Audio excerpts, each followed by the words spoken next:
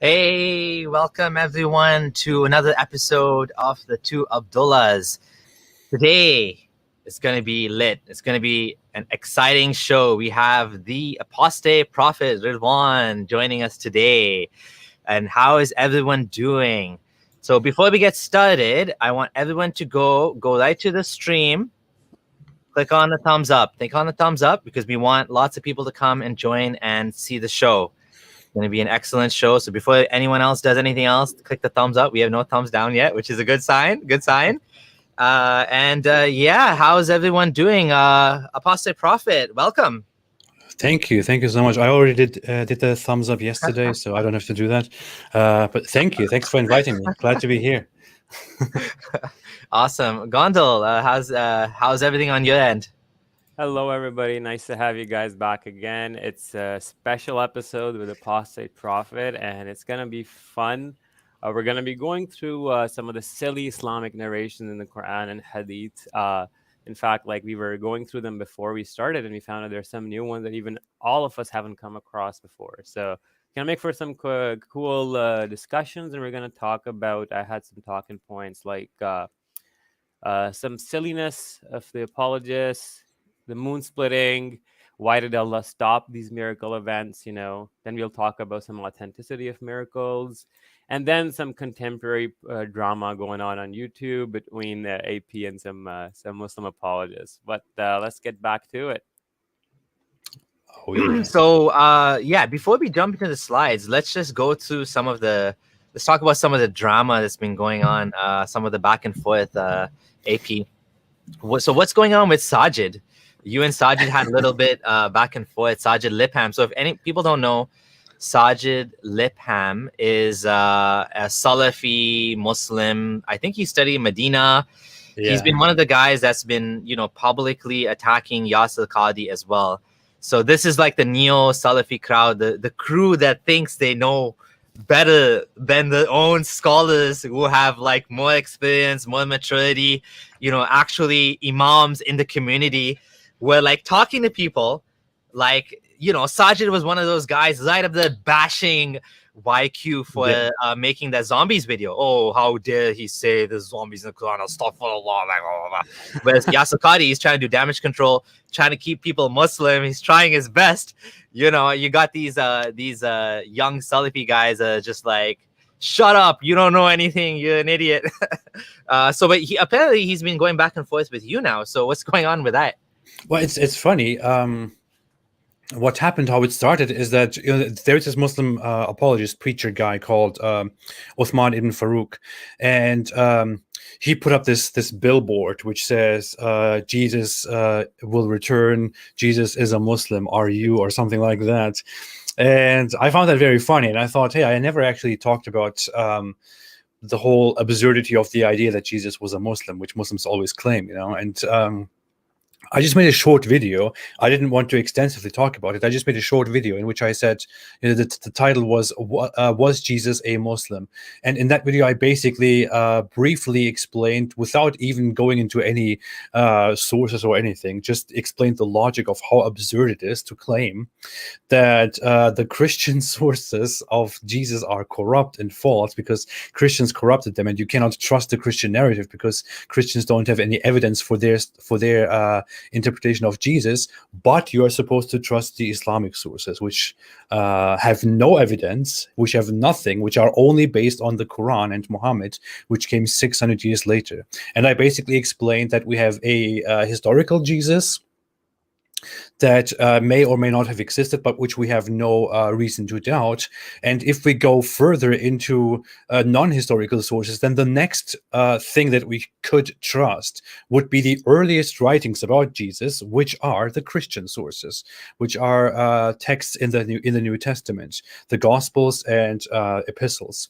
So, and I said basically this is the most reasonable thing to do. So why would you go to the Islamic sources? It's absurd. And what Sajid did as a response was then to make a video and to insult me and to basically say that the Gospels actually confirm the idea that Jesus was a Muslim. and that you cannot find the divinity and the Son of God idea in the Gospels. You only find that in later texts. So this to me is such a joke, because I know this is basically Ahmed Deedat. Ahmed Deedat popularized this idea, this false idea. And he is basically, if people don't know, you're too young to know Ahmed Deedat, you're probably quite young. But Zakir Naik is a protege of Ahmed Deedat. So the same style like Zakir Naik, like coming on this thing and arguing and shouting. Although Ahmed Deedat actually used to debate people, Zakir Naik doesn't like debate people. Right? It seems like he's scared of debate. But Ahmed Deedat was actually debating, and he would use these very showman tactics, not really scholarly tactics, but he'd bring up a Bible and say, "I'll pay anyone $100 who can show me where in the Bible it says Jesus is God." And of course, it's very dramatic, it's very funny, it's very exciting. Muslims love it. The cheering, the clapping, takbir, takbir. But like it's a joke. Like it's completely through from the beginning to the end of the gospel. And we don't even need to go to, from my perspective, whether Jesus existed, the mythicism. Like I'm leaning towards, not like Richard Carrier that Jesus didn't exist, but more towards like Bar Ehrman. Jesus did exist. He was an apostolic, rabbinic preacher, Messiah type figure who was executed by the Romans, right? So that's what I lean towards. I think he is much more, there's more scholarly evidence behind that position. But as for the historicity, like I don't even care, because they're not claiming that. They're claiming the Bible. They're saying the Bible says Jesus is not God. To me, this is such a clown statement to make. Like it's such a joke. It's a complete, like it's such an idiotic thing to say. The Bible doesn't say Jesus is the Son of God or however you want to put it. It's a complete joke, because that's exactly what it says. That's the whole point of Christianity from the beginning. It's always been about Jesus being the sacrifice, the Messiah. Like they took, and anyone that listens, and Muslims are big fans of Bar Ehrman. So if they listen to Bar Ehrman, they'll know that what he's saying is that Jesus, the whole point of Christianity was because Jesus was executed. So the Jews were like, this was a big problem for them. Like they weren't expecting the Messiah, which means king, to be executed. They were expecting him to be the king. And according to Bar Ehrman, this was probably, from the Roman perspective, this was considered like an act of treason, saying that I'm going to be the king. This is one theory. I may not be true, but basically, if this was a case, this could have been why they wanted him executed. They didn't want any competition, right? Or it could have been, someone basically ratted him out or whatever. But the point is that when he died, this caused a huge dilemma. And, this was like, okay, now what do we do? Like this was supposed to be the fulfillment of a prophecy. Was Jesus was supposed to be Messiah, but he is executed. So now they made a new doctrine, which is where Christianity came from. But for Muslims to say Christianity never said that, it just blows my mind. Like that makes zero sense, right? It's like Abraham was a Muslim. It's as bad as that, right? Like here are the facts. The earliest texts that you find about Jesus are actually texts within the New Testament, epistles, the Paul's epistles. And if you look at those, Jesus is clearly described as the Son of God, as divine, as the Son of the Father, together with the Holy Spirit. And he will come back to save us. This is what we have to do. We have to wait for our Savior to come back. And so this is the first texts say exactly that. The texts that come after this, historically, are the Gospels, which we have today, the four Gospels. And if you look at those, especially if you look at the last one, the Gospel of John, if you look at those Gospels, they clearly give the message that Jesus said he will be killed on the cross. He will be killed. He will be raised on the third day. He's the Son of God. He's one with God. God has given him judgment. He gives life just like God. He has to be praised and honored like God. God is within him. He and God are one. He's the Son of God, and so on. Like it says all of these things, and here you have a Muslim coming and saying, well, all of those sources, the earliest sources that we have, no, we cannot trust them. They are all corrupt. What should we trust instead? The Quran, which came 600 years later. And according to the Quran, Jesus was a Muslim. This is the truth and nothing else. I mean, do I even have to point out how dumb that is? Well, talking about like how weirdly like Jesus placed in Islamic mythology, I just am sharing a hadith from Riyadh al-Salihin, actually from Sahih Muslim, if you want to put my screen on the thing. Yeah, sure. Yeah. Is my volume still very low? Yeah, it's a bit low. You can check Okay. your mic settings after. That's fine. All right. So here it says, talking about the day of judgment, like when Jesus will come. He says, he will then call that young man, and he will come forward laughing with his face gleaming out of joy. And it will be at this time that Jesus will descend at the white minaret in the eastern side of Damascus, wearing 2 garments, lightly dyed, and placing his hands on the wings of 2 angels. So he's going to show up like descending like this in, like, I guess a tobe or something. And then when he will lower his head, drops of water would fall from it. And when he will raise it up, drops like pearls would scatter from it. It's like, when that mermaid comes out of the water and does this. It's kind of like that. And then he goes, like, he'll go searching for Dajjal and then go kill him there. Obviously, Jerusalem, because Jerusalem is the Holy Land. And but and then of course Gog and Magog will show up to finish it all off. But I mean, it's the silliness that just blows my mind. Yeah. Like, one funny thing was that I brought up how Muslims also believe, they do not only believe that Jesus was a Muslim, they also believe that Jesus will come back as a Muslim. Mhm. And I said Muslims believe that or Islam teaches that Jesus will come back and he will break the cross and kill the pigs and fight for Islam. That's what I said in my initial video. Yeah. And Sajid's response to that was like, now he's just using loaded language. What Islam teaches is basically that Jesus will come back and declare the truth and declare Christianity wrong. And I thought, wait, what? I'm using loaded language? Dude, I'm quoting Muhammad directly. It's worse than that, because it says no more jizya will be accepted. What does that mean? Yeah, it will be abolished, which means the means minorities. Yes. They will be fought. It's like, it's worse than, Gondal, you want to share something else? Yeah, like this one where it's explicitly said that Jesus will descend amongst you. He will break the cross, kill the pigs, and abolish the jizya tax. Why is he killing the pigs? I never got that. I don't know, man. I think Muhammad was offended that Christians eat pigs or something. Like, I don't know. Leave the pigs alone, dude. Because I think that's one thing that distinguishes Christians from Jews, right, and Muslims, is that they eat pig, because the law was fulfilled to the sacrifice of Jesus, which I guess they don't like that for some reason. Yeah. So this whole thing about the corruption of the Bible drives me crazy too, because it's so clear that Islam doesn't understand what the Bible is. Like, there's no mention of Pope. The Pope, the Catholic Church was the biggest sect of Christianity for thousands of years, I think even before Islam. Yet there's no mention of a Pope in the Quran. There's no even idea that there's such a thing, right?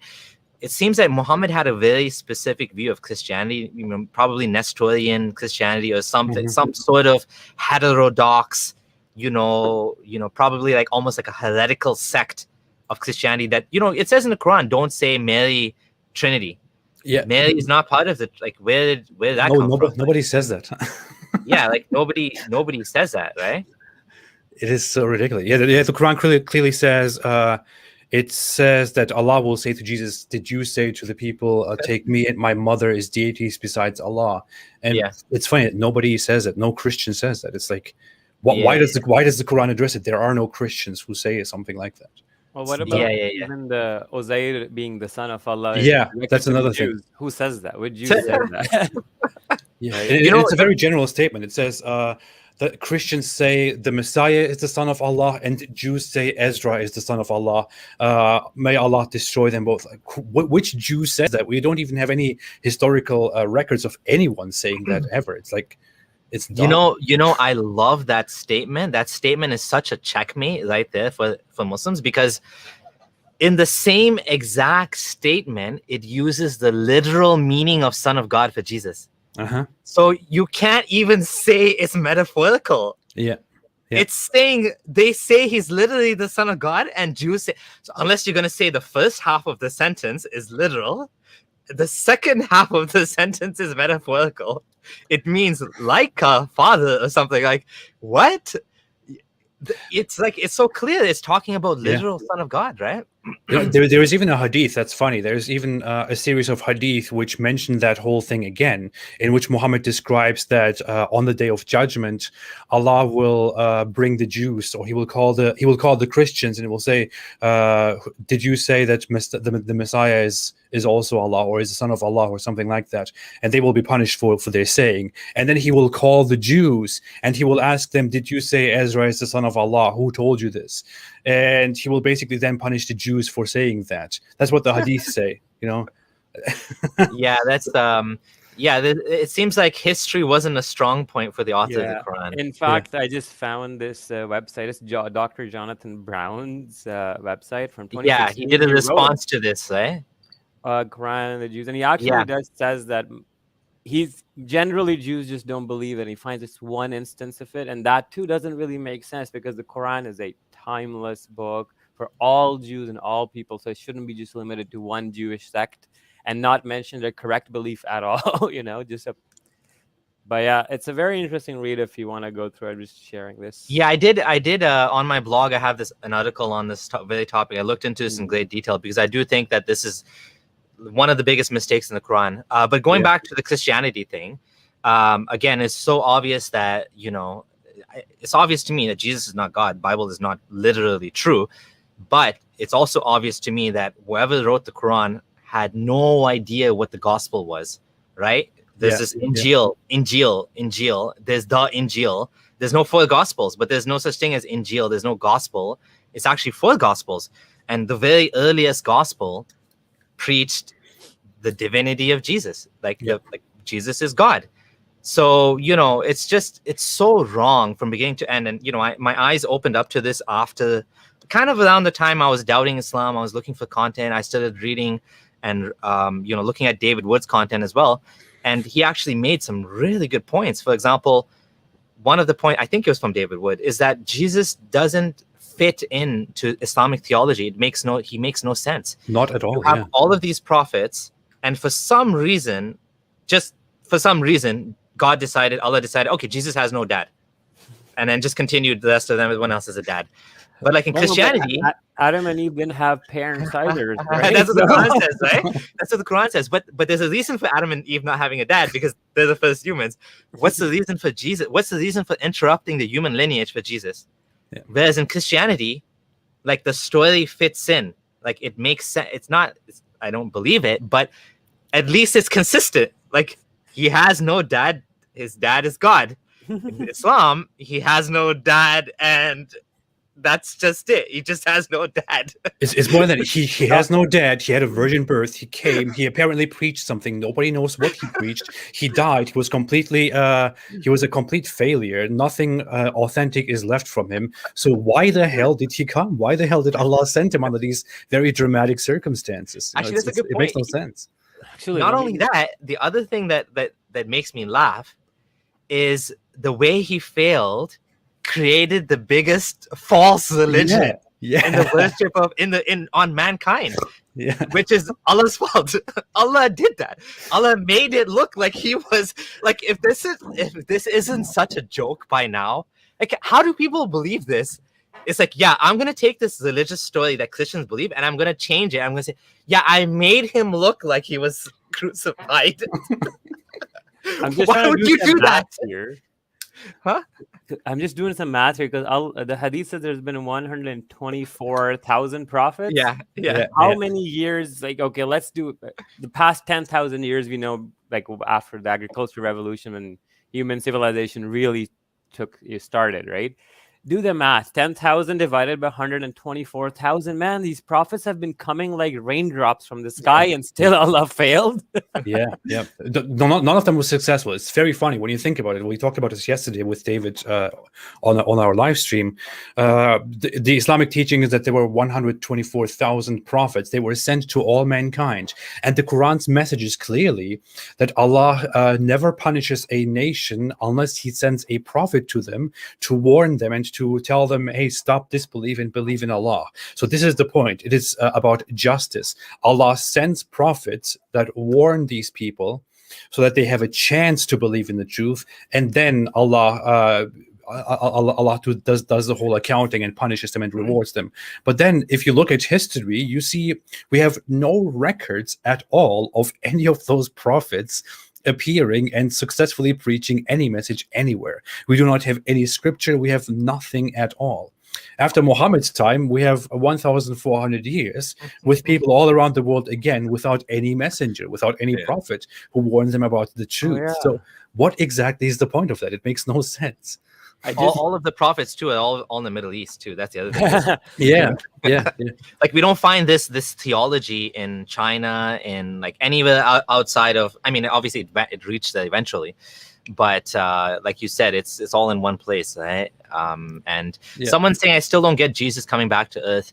The reason for Jesus coming back is simply put, is because it says that in Christianity. Yeah. So Muhammad was taking as many things as what's the point of killing Jesus on the cross? There's no point, except that's part of Christianity. So he had to somehow include that into Islam, which again makes no sense. Yeah. Somehow what did Jesus do? Jesus called the Jews to worship one God. He was like, "Hey guys, worship Allah, worship Allah." But that's what they did. They worshiped one God already. Yeah. Right?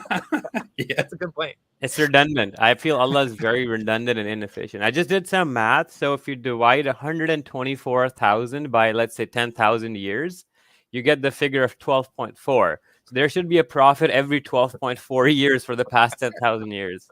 This is the back of the envelope calculation, but holy. That's crazy. Oh, and none in the last 1,400 years. Yeah, because Muhammad's the last one, right? A prophet should be sent to every nation. Before Muhammad, prophets were sent to all different nations. Only Muhammad was supposedly, according to himself, only Muhammad was sent to the entire world. All the other prophets were sent to their own people. So there's local prophets, national and international prophets. Yeah. It should be international assembly of prophets or something. That's another interesting point. There's a contradiction between there's two things here I mentioned. One is that there's a prophet sent to every nation, or a messenger or whatever.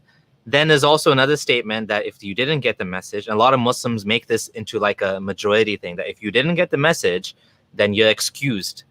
Whereas, well, if Allah did his job properly, then why would there be like holes in the... It's like you're creating like a postal service, you're God, yet you fail to deliver your message to like a bunch of people.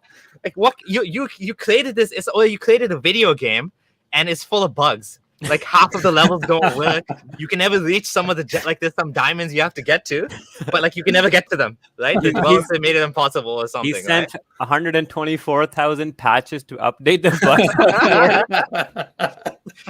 Yeah, and then but yet you have Muslims, especially like Hamza Yusuf style Muslims, that say that the majority of non-Muslims are not kafirs. That's what they say. They say the majority of non-Muslims are not kafir.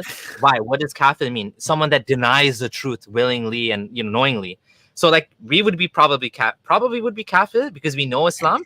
Yeah. But apparently, like your grandma or some white lady that lives in New York, even though she knows about Islam, even though she's heard of Prophet and she doesn't like Islam, she would not be kafir supposedly. What the hell is the point? This is kind of unfair to us who did hear about Islam, right? So for example, if I'm living far away, and I never heard about Islam, I can party and do whatever I want in this life and still go to heaven in the afterlife. But if there's somebody who's heard of Islam, well, shit, now you have to accept it or you're screwed, Well, this thing comes up with Christianity too, because people say, then what's the point of giving the message? With Islam, though, there is a hadith that says you'll be tested on the Day of Judgment. Remember that one? So, like, Allah fixed his bugs in the afterlife. God, I'm still stuck on the whole thing. 124,000 patches. It's a good analogy. Well, the funny thing is, the Quran actually The Quran completely messes up its whole message because it doesn't get this whole thing right. The whole, being just and holding people accountable for knowing and rejecting the Quran. The Quran makes different approaches, and it tells Muhammad that he has to warn everybody, and those who were warned have no choice but to obey. And then it says, after Muhammad is unsuccessful, the Quran says, there is nothing you can do, O Prophet. If Allah wanted them to believe, they would believe. But what the hell does that mean, man? Or what does that mean? What does believing mean? What does believing entail? Believing means, if I believe in Islam, that means I have been consciously, cognitively, knowingly convinced that Islam is true, which is why I decided, okay, hey, you know what? It makes sense. I believe in Islam. Okay, I am now a Muslim. Ashhadu an la ilaha illallah, and so on. So this is what I would do. If that means believing. Believing means being convinced that it is the truth. If it is in Allah's hands, if Allah can decide whether I believe or not, doesn't that mean that it is in Allah's hands whether I'm convinced or not? How is that my fault? If I do not believe, if it simply seems absurd to me, and this is the truth, this is what it is. And Muslims come here doubting our motives, but I say very honestly and very clearly to you, I simply do not believe that Islam is true. I simply believe that it is absurd. I believe it is stupid, which is why I make fun of it. I think it is dangerous and wrong, which is why I reject it and criticize it. If I did believe that it was true, if I only had a doubt that it was possibly true, I would not make fun of it. I would acknowledge it and believe in it. And according to the Quran, if Allah wanted me to believe, then I would believe. So how does that make sense? Yeah, and I mean, to be honest, Allah needs to be able to take a little bit of a joke. He is the creator of the fucking universe. So if you make fun of it, it's not the end of the world. He'll get over it. Yeah. I mean, if I can get over the people making fun of me on YouTube, and you can, I'm sure the creator of the fucking universe doesn't need to get butthurt over a few insignificant Homo sapiens, joking around at the end of the day, right? Like, I mean, yes, but exactly true. If you did believe, you don't just believe it's false, it's false. There's not even a doubt. I mean, there's like, when people ask us, is there any chance of us going back to Islam? I mean, theoretically, but zero. How? Like, it's too silly and too dumb. Like, it's straight up like, not trying to be condescending, but it is borderline low IQ bullshit. That is what it is, man. I'll be straight up, like, you can't make this stuff up. Absolutely. I see no reason why I would ever convert or revert back to Islam. It's just so I am completely convinced that it is complete bullshit. There is no I see no possibility of ever converting back to Islam. And it's not like, to me, like, now Islam, when I think about Islam, in my head it occupies the same space as Scientology, Mormonism, FLDS. Yeah, man, because it is equally bad. Or like some there is this new religious movement that I was kind of interested in for fun, which is called realism. It's this guy who claims to have communicated with some divine beings, aliens, who actually came far in the past and who brought humans to the earth and brought them a message. And they were known as the Elohim, and they will come back to save us and to give us extremely advanced knowledge and technology once we humans achieve complete peace, and once we stop hating and fighting each other. That's his message. And his whole religion, his whole cult is basically just people fraternizing, coming together and having sex and being totally open and peaceful and stuff like that. And I look at that guy, and he has this strange haircut, like he's bald on top and has hair on the sides, and he says he communicates with aliens. And I feel like, dude, that's the same. That's just like Muhammad to me. Yeah. I want to respond to this comment, Abdul Gondal. I'll let you respond to this. Low IQ bullshit, but very intellectual people believe in that. Explain that to the Abdullahs. It's funny that he's using the word, he's Muslim, and he's using the word Abdullahs as a slur, which is a slur against Muslims. Right, you don't do that. Like, Okay. are you encouraging us to call people? I don't even do that because I think it's disrespectful. I mean, I was I'll telling one of my quickly explain mods. my comment. And Yeah. what I mean by low IQ is the ideas and the set of ideas contained in the Islamic theology are very right. Now, I'm not saying that every Muslim is low IQ or terribly and not smart. No, what happens with smart people is compartmentalization of knowledge, where you store your religious beliefs is in a different part of the brain, so you don't really look at them or analyze them with the same rigor that you do the world around you. So you'll see, like, I actually know cosmologists with PhDs, astronomers who believe the Earth is 6,000 years old, right? And they'll be working for NASA. You'll have Muslim doctors, Muslim neuroscientists who will try to explain to you that genies possessing you are real, right? So what Sam Harris said, religion can make sane people believe in things that only lunatics could believe on their own. And that's the point that I'm getting to.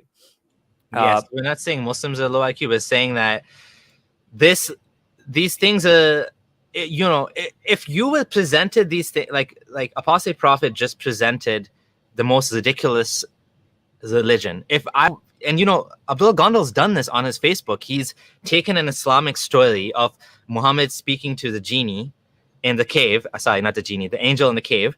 And he changed the words to say Zenu, the great god Zenu, sent this message to this prophet. I forgot the prophet's name or whatever. and everyone's laughing at it until they get to the end. They're like, oh, I changed the word Zenu to Allah. And, and it's the same thing. It's the Islamic story of revelation or whatever.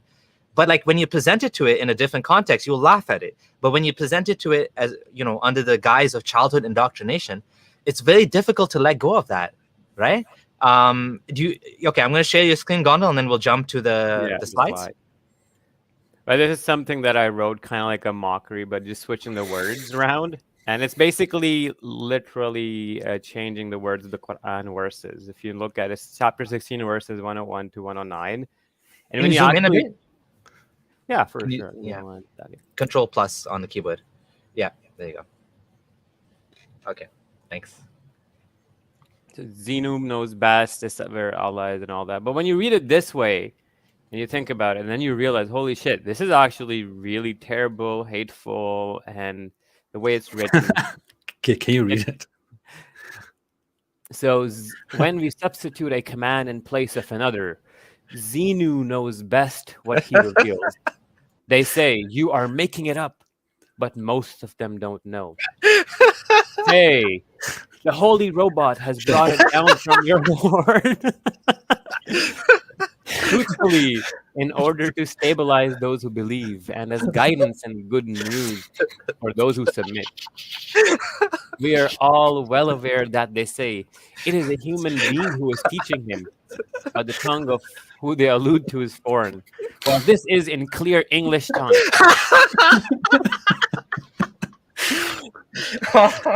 Oh my God, that's funny.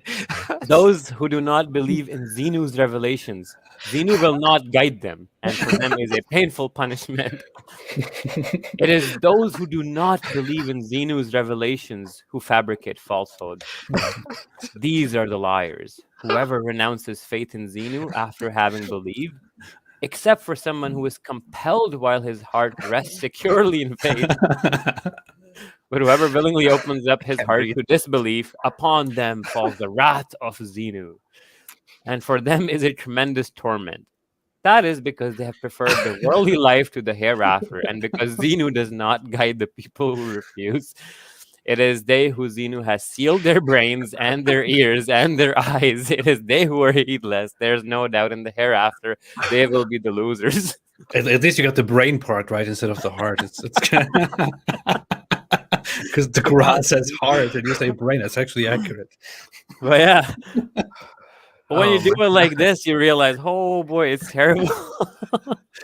I'm crying, laughing here. You know what's funny? You should actually show this to a regular Muslim who doesn't really know much about the content of the Quran and tell him and show him how absurd and how ridiculous this is. That'd be funny.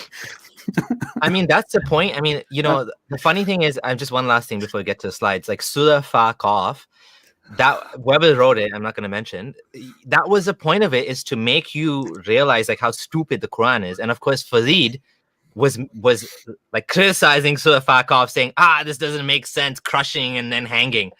Dude, that's what the Quran does. It's saying we'll squeeze them and we'll choke them and we'll like burn them, and like it's so ridiculous. It's a joke, right? And so when you actually try, sometimes you try to help people to see how silly it is. They'll make fun. They'll attack that. This is just dumb. Quickly over that, like he was making fun of it. That why does it talk about chickens and food and stuff, right? Well, why does the Quran talk about the teen and the fig, the olive and the branch, or start swearing by random cities just like this in the surah? Then there's another one where why does it repeat knock a knocking? The Quran is full of phrases: winnow a winnowing, blow a blowing, crack a cracking, shake a shaking. So these are actually, so the way it was set up was a parody, quite like, I'll just read some words. Like from the Quran, you'll see dakkan dakka, kidu kaida, saffan saffa, right? Line upon line, destruction. So when you do this surah actually demonstrated the Quran as a parody very beautifully. But yeah, there's a few words on that. All right, so the last slide that we left off on had to do with Evil Eye, and we talked about like how ridiculous this is and how silly this is, and so we won't repeat that. We'll go to the next one. Do you want to talk about the backstory of this breastfeeding adults thing? So long story short, there used to be a guy, as we can see, whose name was this lady Sahla came to the Prophet and said, "O Messenger of Allah, I see signs of displeasure in this face of Abu Hudhayfa when Salim entered upon me." So Abu Hudhayfa is her husband and Salim is this child. The Prophet said, "Breastfeed him." And then the lady's like, "How can I breastfeed him when he's a grown man?" So when Muhammad said breastfeed him, the lady's first instinct is like, what you mean, like, what? And she's confused. The Messenger of Allah then smiled and said, "I know that he's a grown man," like a very naughty, kinky smile. So she did that. Then she came to the Prophet and said, "I have never seen any signs of displeasure after that." So, I mean, okay, so the guy apparently you feel is gonna be horny towards you, so the way to fix it is make him suck your tit. But then even the second part doesn't make any sense. Like after that, his husband's not jealous anymore. Oh, no, she's not gonna cheat on me with Salim. Is it Salim or Salim? Yes, Salim, right?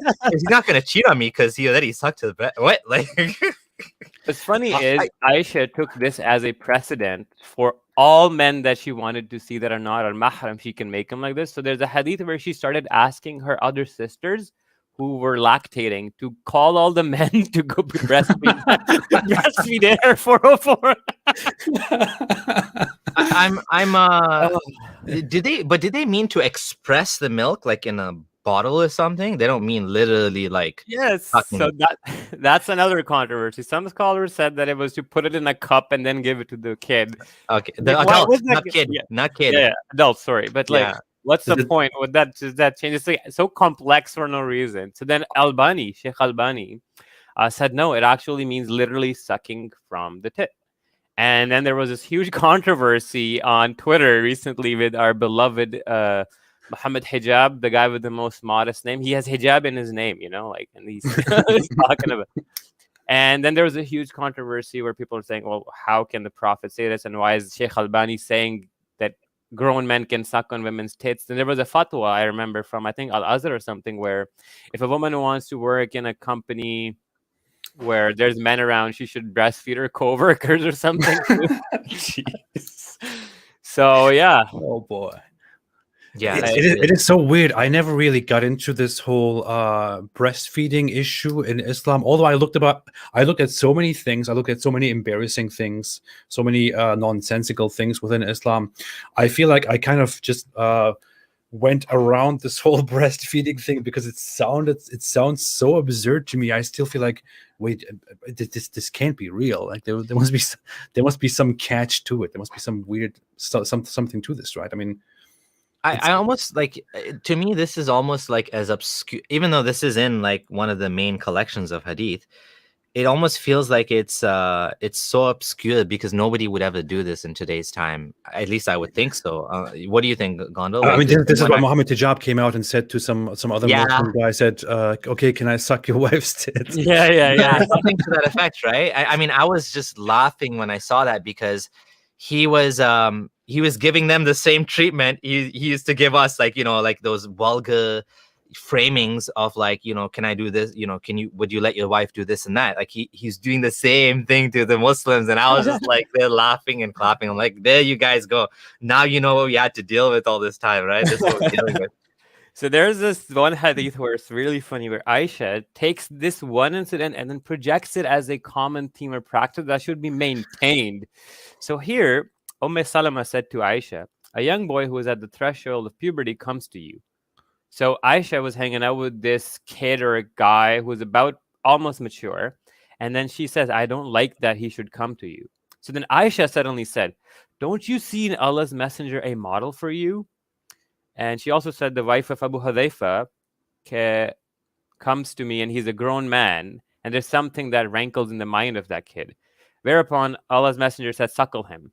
So Aisha used that incident from before as a projection to set this tradition of suckling any guy who wants to come see her, to making him her mahram. But yeah. I don't understand why Muslim society doesn't just solve the problem of mahram by just opening places where women just breastfeed everybody, so they can get rid of the barriers of, And what's one other thing I wanted to make sure about this controversy we don't miss out is these verses. There were verses revealed about breastfeeding adults that makes you haram for marriage. There were first 10 sucklings that made it haram, then it was reduced to 5, and then the verses don't exist in the Quran. But this is numerously reported in almost all the earliest literature, even up to Imam Malik's Muwatta. He said that people were reciting the verses at times as well. And I mean, these are in Sahih Muslim as well. I just want to add my screen. I can. So these are. Oh, sorry. Yeah, someone's saying these are obscure hadith, but no, they're not obscure hadith, right? I'll find some more of it. Right now, I just want to show you that this is in Sahih Muslim. I have to say, I do not think that it works like that. I do not think that by sucking on the tits of a woman, you will stop having sexual desires for her, and thereby. Well, it makes it haram. I have to show you this one. Yeah. But how does I still don't understand how like, you're not allowed to show you're not allowed to be. How do you do this when you can't be alone with a woman, and you can't? That's her aura. I don't get it. It's weird, right? Like you don't understand the wisdom of Islam. I don't understand how you implement this. That's what I'm confused about. Do you have to like blindfold them so they can't see what they're sucking? Okay, so this one is you have to lower your gaze, right? Like, okay, hold on, let me share your screen again. This one is legit a real life example that happened in Omar's time, and I was like, how do people believe this? So this is from Imam Malik's Muwatta, one of the earliest hadith collections, one of the strongest ones and authentic ones per Muslim corpus. Here it says that Yahya related me from Malik. A man came to Abdullah ibn Omar, where judgments were being given, and he asked about the suckling of an older person. Abdullah ibn Omar replied, a man came to Omar ibn al-Khattab and said, I have a slave girl and I used to have intercourse with her. My wife went to her and suckled her. When I went to the girl, my wife told me to watch out because she had suckled her. So Omar told him to beat his wife and then go to his slave girl because kinship was only established by suckling of the young. Dude, what? He just contradicted the other hadith.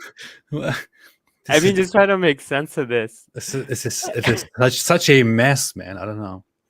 It's like a TV serial. You can make an anime out of it. You gotta be careful. I suckled that one. It's like... This is I mean, you highlighted this before, but I'm just gonna elaborate a little bit on this because it is actually quite comical. The wife of was it Ibn Omar was jealous. Was it Ibn Omar's wife? Sorry, I'm trying to... No, it was a man. A man came to Omar. Okay, so basically it was some random person that his wife was jealous that he was screwing his slave, and she didn't like it. So her fix was within the Islamic framework to make that child make that slave her daughter by suckling her, right? And therefore now she's now that slave is now like his daughter, but that means his basically his daughter is his slave. Like it doesn't even make none of this makes any None sense. of it makes. It's so contradictory from every angle. I give props to that lady's creativity to think this whole thing. Have you guys seen that? Like someone posted on ex-Muslim Reddit the halal workaround to having a girlfriend boyfriend, where you take the lady as your slave, and then you free her, and then she becomes like your wife or something. There's like this big workaround you can do to have like premarital sex in Islam without actually marrying the woman. Dude. Yeah. Because it would technically not work within the Islamic legal system, because you're not technically allowed to out of nowhere enslave a free person. Oh yeah, true. Yeah, you need a war. That's the problem, right? Yeah, you have to go to war and then enslave the enemy. Or you have to find a slave market. That's yeah, halal. and buy slaves that are already slaves. Yeah. This is gonna the last thing I'm gonna share about the breastfeeding thing. Then we'll move over from it. But this one's hilarious. So this is again from Imam Malik's Muwatta. I'll zoom in quickly for you guys. And here, what we're looking at is the same incident being narrated, but then Imam Malik has some commentary and some other women saying this. So, she gave him a few drinks. Aisha, al-Mu'mineen, took that as a precedent for whatever men she wanted to be able to come see her. So I'm not saying this. This is in the Islamic hadith that Aisha was thinking that you can start breastfeeding any man you want to make your mahram. How does this work? I'm so confused. So she ordered her sister, and the daughters of her brother to give milk to whichever man she wanted to be able to come in to see her. I love seeing the confusion in Abdullah Samir's face. He's like genuinely struggling to understand.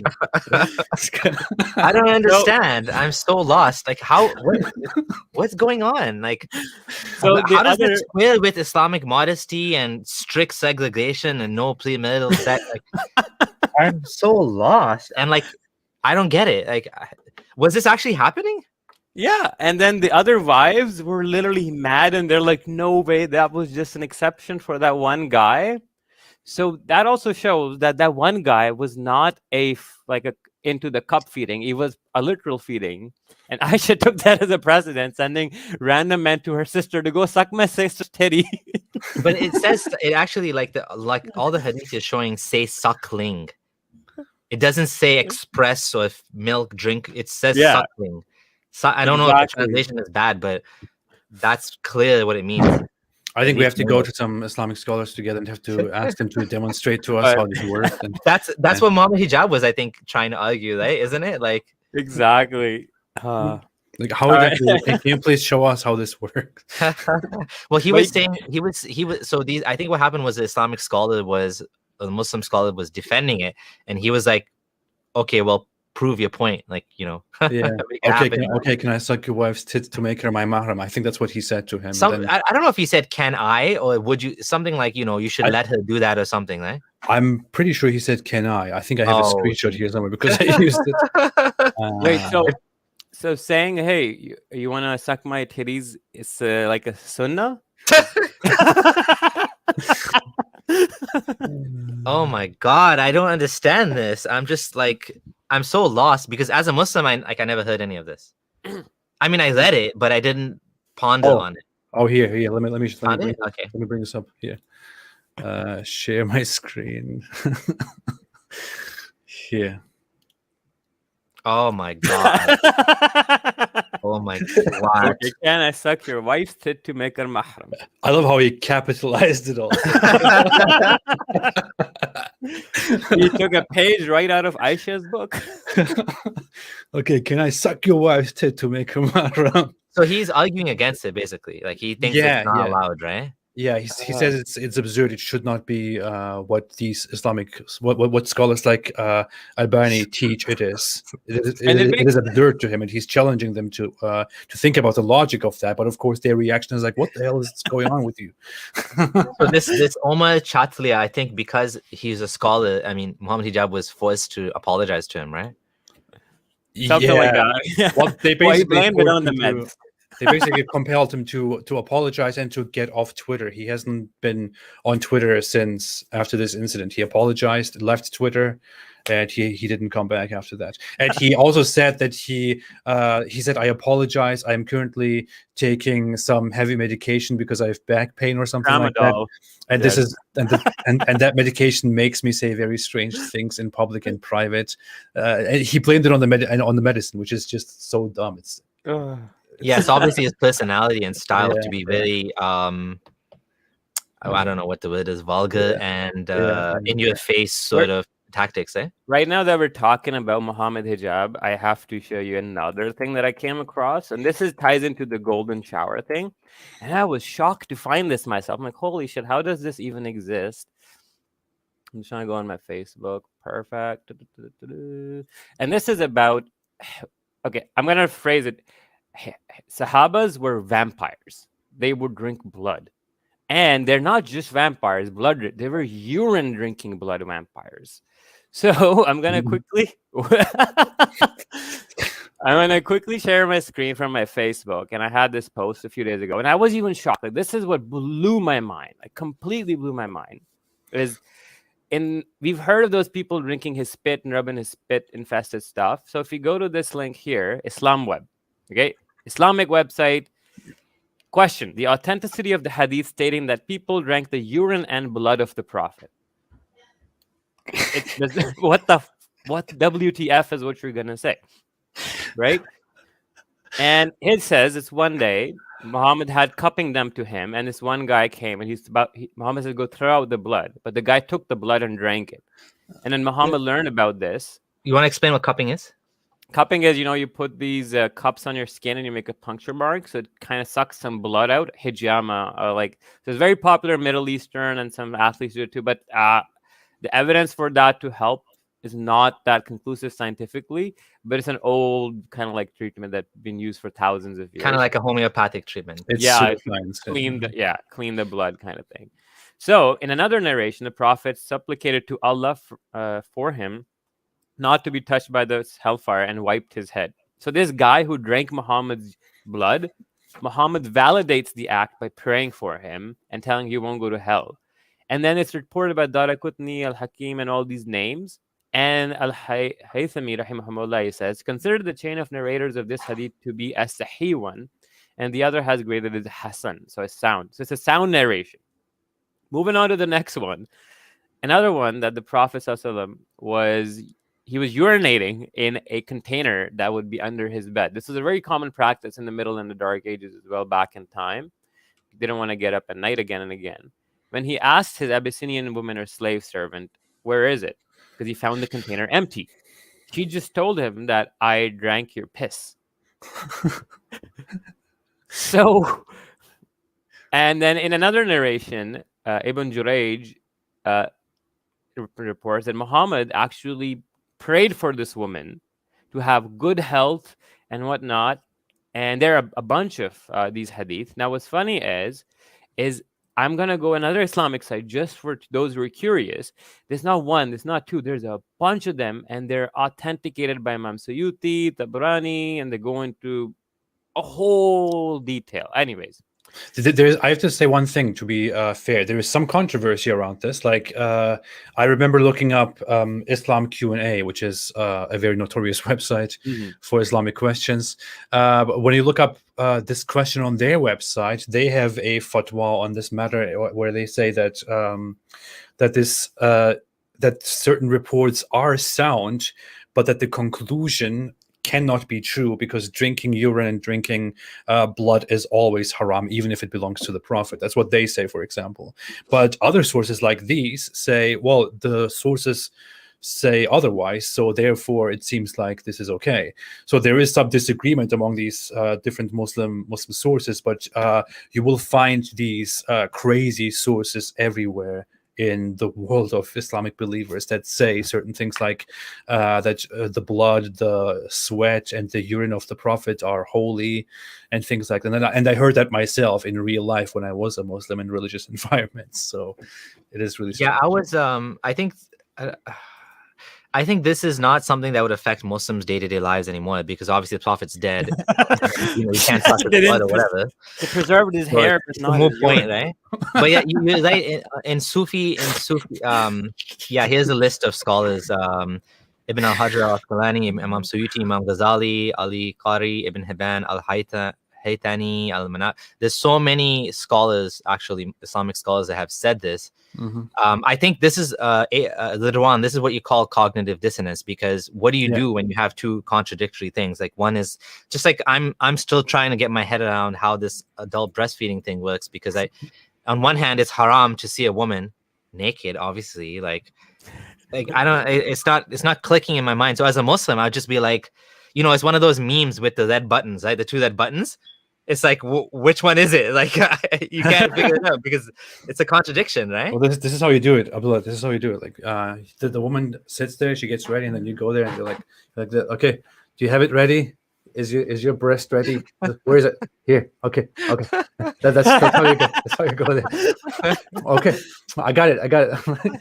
This is like this could be like a section on like a porn website or something. Adult breastfeeding. It's so strange. Oh my God. Yeah. It's really strange. All the kind of stuff that we can get into when we talk about Islam. Should we continue with the slides? Yeah, we can continue with the slides. Okay. Yeah. All right. I wanted to make a point before we continue, actually, which I missed. I had in my notes to discuss about the free will, which is that, we're talking about free will, and we're talking about, how this seemingly contradiction in the Islamic scripture that says that Allah, on one hand, yudillu may yasha wa yu'izzu may yasha. He's the one who, guides and misguides. He honors and dishonors. So, like, on one hand, it seems like Allah is the one that's deciding. On the other hand, you have free will. And this is something that confused a lot of Muslims. Like, a lot of Muslims get confused by this, because I don't think you can rationally, like, solve this thing. It is a contradiction. Yeah. From my perspective, what I would just add to that is that if free will is, like, why is free will such a good thing that you would, okay, so according to Islamic theology, Allah decided it's so important that it's worth sending people to hell. If you were creating like a race of robots or something, right, and you're going to condemn them to eternal suffering, like you have a virus that you inject in the consciousness that makes them suffer, whatever suffering means to them, like, how is that worth it on the grand scale of things? That and we're talking about eternal suffering. So if any calculation you do, the majority going to hell, you are a cruel, evil, nasty monster for doing this, because you are sending more people to eternal suffering. So on the whole, you're like a nasty piece of shit, because why would you do that? Why is, like, if you ask me, is free will, would I rather just not have free will rather than potentially going to hell? I would say, like, what's the point of it? Like, why? Like, it's unjust to do that. It's completely immoral to allow such a thing, So here you have this thing. I thought about that so often. Like, to make it very simple to look at, you just have this is the creation. This is a path that splits in two. You are a human created, and you are right here at this point right now. Think about it. Allah creates you. Allah is all-knowing, almighty, and He's good, the highest good there is. Allah creates you, and before He even created you, before He planned anything, before He even intended to create you, He knew exactly, because He is all-knowing and almighty, that if He did create you, you would eventually use your free will in the wrong way and end up going to hell, where He would punish you forever because you misused your free will. You used your free will in the wrong way. Despite that, He did create you and put you here. And as a result of Him creating you, as a result of Him creating the world, the life, the hell, the punishment, and creating you, He condemned you to eternal hellfire forever. Now, you can argue that you have free will. Supposedly, that is the teaching. You have free will, and Allah gave you free will. He gave you the free will to choose. But it does not matter. You can always go back again and say, okay, you have free will, but Allah knew exactly what you would do with that free will if He did design you, if he did go ahead and create you, he knew exactly that you would misuse that free will and take the left path and go to hell and go and burn there forever. And you can again say, but yeah, he gave you free will. Well, okay, yes, he did. But he knew exactly that if he gave you free will, you would eventually use that free will in the wrong way and go to hell. So, and this is just one example. You have to think, if Allah creates life and death, the test, and the afterlife and hell, then it is inevitable that millions, billions of humans will be subjected to this and will take the wrong path because of their free will, which Allah created knowingly, and will go to hell and burn there forever. So Allah knowingly and willingly created an entire species, He created billions of people so they burn in hell forever, just so He could also create some people who would worship Him forever. Think about the absurdity of that. Think about how messed up that is for a second. Yeah, I think, honestly, the hell issue is something that there is no real fix for it, because I know a lot of Muslims, the best fix that they come up with is basically that most non-Muslims are not kafirs. That's the best. Of course, this is not really in line with Islamic theology, because you're saying nobody's kafir, and it creates another absurdity. Like the Hamza Yusuf, there is no kafir, makes no sense too, because how can anyone, let's be honest, how can anyone know it's true and still reject it? Like that doesn't make any sense. Yeah. That's what he's saying. He's saying a kafir is someone that knows it's true, like actually knows, actually believes in Allah, like kind of like the typical Satan. Satan knows Allah is real, yet he still refuses to obey Allah. Like he sees Allah, he knows Allah is real, and he's saying that's the real kafir. I'm sorry, such a person does not exist unless he's. How can such a person exist? If you know hell is real, and you still reject it, you're just crazy. Yeah. You're broken. You're not. Your intellect is not functioning, because we've evolved. I mean, there's no such thing as evolved in Islam, but we have pain avoidance. We have survival tendencies for a reason. So that's what Islam tries to use against us. It tries to use a fear of suffering to make us submit to this false idea, right? Yeah. Even if I was completely selfish, even if I completely just looked out for my own good, it would be the dumbest idea ever to know that hell exists, that I will go to hell, and then to choose to disbelieve and go to hell. I mean, even if I was a selfish pig, it would be the dumbest thing to do, to go to hell. But why would I do that? You are a selfish pig talking about Islam all day. How dare you? But the thing is, yeah, like honestly speaking, it was the same sort of concern I had when I left Islam. Like, okay, I'm just gonna keep it to myself because I don't want I'm gonna take a risk for myself, but I'm not gonna misguide my kids. I don't want my kids to go to hell. Like, you worry about your own kids more than you worry about yourself if you're like a normal parent. Mm-hmm. That's just, again, how we evolved. You want your put it bluntly, you want your genes to be passed on, because if you didn't, you wouldn't exist, because your parents wouldn't have given a shit about you either. We all give shits because that's how that's how the species continues. So I don't want my kids to suffer. I don't want my wife to suffer. So I wanted to look into it. But now, like, yeah, it's so obviously false, right? Abdullah, you wanted to share, Gondal, you wanted to share something? Yeah, so I came across when talking about the contradictory, weird, immodest, modest thing with the Islamic theology. So there was this idea that you've probably heard that slave women used to be bare-breasted to differentiate them from free women, right? Now, mostly you'll come across that, okay, we don't know. But I actually came across this statement on this Islam website. And this guy actually asked the same question, where this guy, he said, Imam Malik bin Anas strongly disapproved the behavior of slave women. And he actually said this to the Sultan. He escalated that they should have their titties exposed to the Sultan, right? So then this guy goes on like, no. But then they ask that this does not contradict the fact that during the lifetime, the generation followed the Tabis. So maybe the Tabis, those pious generations, were having these women walking around naked. Then he says, if you mean the authenticity of attributing it to Imam Malik, then it is authentically attributed to him. And then he goes on, who listened and who passed it on. Point being is that if an Imam Malik-like scholar of that caliber can be asking stuff like this to be done, shows how lopsided and how stupidly confused the theology is, where you're covering the women and you want to put them in hijab, but then you have breast adult feeding, and then you have slaves walking around bare chested and whatnot. None of it makes sense. Yeah, it's a nice image, but it's not good. Yeah.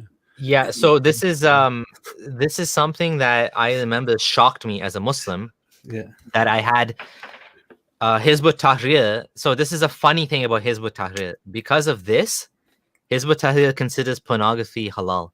I mean, because of this and other Really? Are you reasons. kidding me? Yeah. Hizb ut-Tahrir in the official fatwa, unless you changed it now, but when I was in Islam, Muslim, they consider it's an image. And when I was arguing with one Muslim guy about this, he's like, don't you know the slave women used to go around bare chested in Medina? I'm like, wait, what? Again, it was like one of those moments that I'm like, how? What? Like, that doesn't make sense. Right? Like, and apparently, like, this is true. The slave women. Now, this fatwa is arguing this is not the case. But Imam Malik says it was the case. What does Imam Malik know? Who is he? Who is this Imam Malik? Who is this? Yeah. I never heard of no Imam Malik. What I find very interesting is one of those things that when you go into the topic of the hijab, I made a video about this, about the origin of the hijab, and if you read the tafsirs, the early tafsirs about how the hijab came into existence, and how basically Umar was disturbed by the wives of the Prophet just going to the toilet without covering themselves, without hiding themselves, and he was disturbed, and he kept bugging Muhammad about this. Was like, hey, tell the women to cover up and all that. And it's a completely absurd story where Muhammad is like, yeah, just come on, leave me alone, man, leave me alone. And in the end, he's like, okay, Allah revealed that the women should cover up. And but in the tafsir, in Ibn Kathir's tafsir, when he describes this stuff, he says, if I'm not mistaken, he says that that the women were the Muslim women were to cover up so that they can be distinguished from the disbelievers and the prostitutes, or something like that. That's what he says. Mm-hmm. The Quran says that, actually, literally that, where say keep your wives home so they don't get molested. Yeah, it's very strange. Oh, and when he married, what was that? The daughter of the chief of Khaybar, I think Safiya, right? He exchanged her for 7 slaves, and then the people were confused if she's gonna be his slave or wife. So they're waiting if he's gonna put the veil on her or not.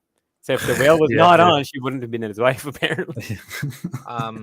Yeah. So this is true too. That there's like what AP was saying, that there's some classism in the hijab. Like it was considered like, the slaves went around, probably according to Imam Malik and others, bare chested. That was a sign of, it contradicts with the idea that, I don't know. To me as a Muslim, I was like, it seemed very unjust. It seemed very degrading. I mean, it is degrading to a woman to have to go through that. Which woman wants to go around bare chested in a society where you're not bare chested? I'm not talking about in Africa where everybody does that. I mean, okay, like some tribes in Africa, that's the norm. We're talking about to humiliate you, you're gonna make them walk around with the chest showing. I mean, that's not right, Yeah. It's nasty. Okay, so should we go back to the slides? Yeah. I'm just going to read the super chats quickly. There's a couple of quick super chats. According to the New Testament studies, this is from Stop Scamming Man. Has 7 books pushed. They didn't believe. Oh, yeah. This is awesome. But Ehrman is honestly, when I started studying Bud Ehrman, like his content and reading his books, it made Islam. I don't understand how Muslims can be fans of Bud Ehrman, because it makes Islam look worse. Like when you study what he says, because like the early Christians, the Jews didn't believe in hell. They didn't believe in the Jews allow alcohol, like kosher alcohol. Like none of this seems to be the same religion. Like it's supposed to be, according to Islam, it's all the same religion. But like you see these ideas gradually evolve, right? And I know many Christians would disagree with this idea of low Christology versus high Christology, and how, in Mark, there's what he calls low Christology, which is that Jesus became God at, when he died, basically, right? He was raised to heaven when he died.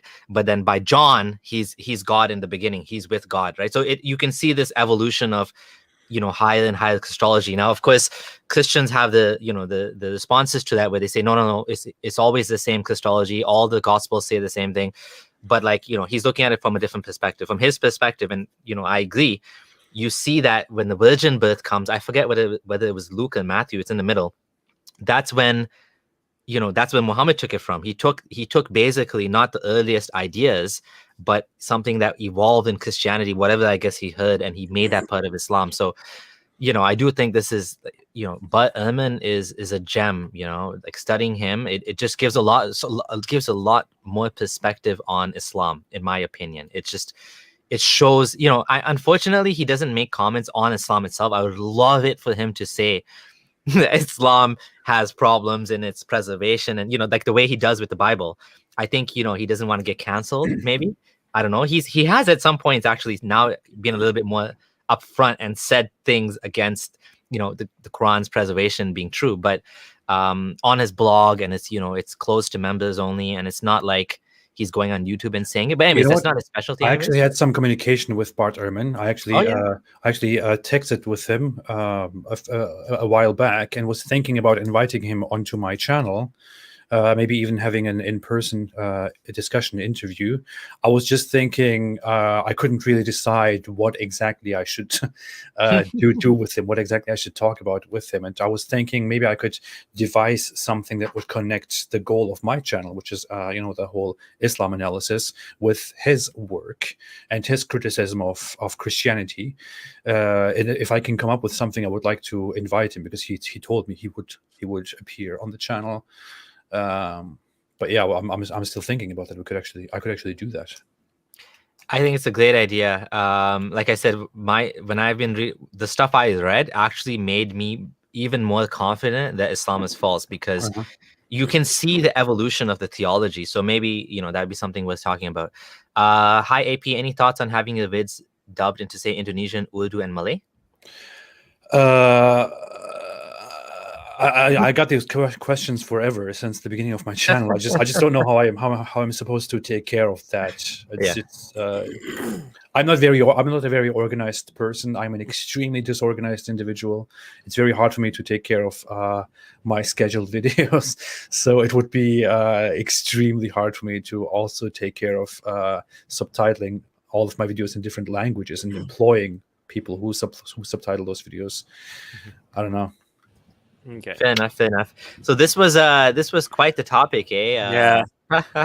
Just one point before we go forward. Yep. In the comments, I noticed that they were saying that Imam Malik denounced the bare-chested practice. What I was trying to convey, if I wasn't clear, was he mentioned that the women used to do that in that time, and that he was pissed off that they're doing that.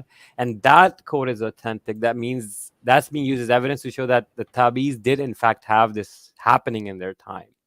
That was the whole point. If that was a little confusing, just clearing that up. All right, next slide. Jonah gets swallowed by a whale. There's actually a recent story that happened where a diver got swallowed by a whale, and he got spat out at the shore. He wasn't in there for 3 days, though, was he? Yeah, no. He actually has a video. Does it say how long he was in there? For Jonah, I believe in the hadith and everything, it says he was in there for 3 days, and then he prayed in the belly of the whale. What's that word they say? There's a special prayer of Jonah that he said. Oh, I forgot it. They say it when people die, and they repeat a lot of it. Yeah. I can't remember either. I lost it. But anyway, similar to that. Oh, the famous one. This one has caused so much controversy. He was created from a fluid ejected.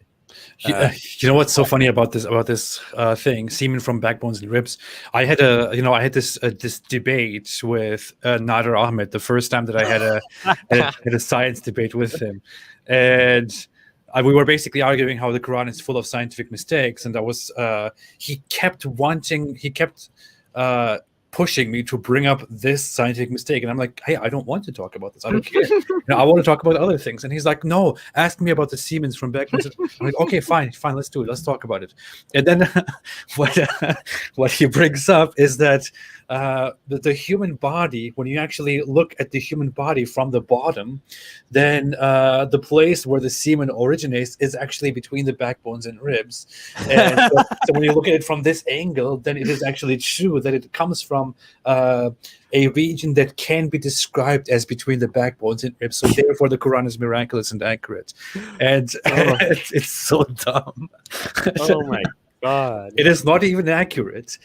But his entire idea to resort to that, to instead of taking this exactly as it says, to just look at an X-ray and say, "Hey, look! If you look from this angle, then it does look like it comes from between the backbones." And it's so dumb.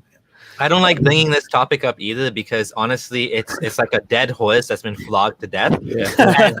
And the Muslim apologists have built up all of these excuses for it. So it's just not, there's so many other things. I mean, this is a clear problem in the Quran. And frankly speaking, if you can't see this is false from this one thing, like we can't, there's nothing to help you. Like, this is like obviously a mistake. I feel like it's a rule where like the more problematic a Quranic verse is, the more complex its tafsir is. That's a good one because there's this I forgot his name now, but there's this guy that was on the Flat Earth documentary on Netflix. By the way, it's called Beyond the Curve. I highly recommend everyone watches it. And he actually mentioned, I think his name is Tim, that the more crazy the conspiracy theory, the more the more flawed like the idea is. Like, for example, Flat Earth, the more convoluted the workarounds have to be to make it fit into reality. Right, like the harder you have to work to make it make sense. Obviously, right? I guess because it doesn't fit, right? Well, are you saying that the Earth is not flat? It's not flat. There's the whole idea of the flat Earth in the Quran. Like the flat Earth in the Quran, I think appeals to Salafis. I mean, a minority of Salafis do believe in flat Earth because otherwise, a lot of these things just don't make sense. Like Allah coming down to the lowest heaven every night. How do you make sense? How do you make sense with Allah coming down if it's not a flat Earth?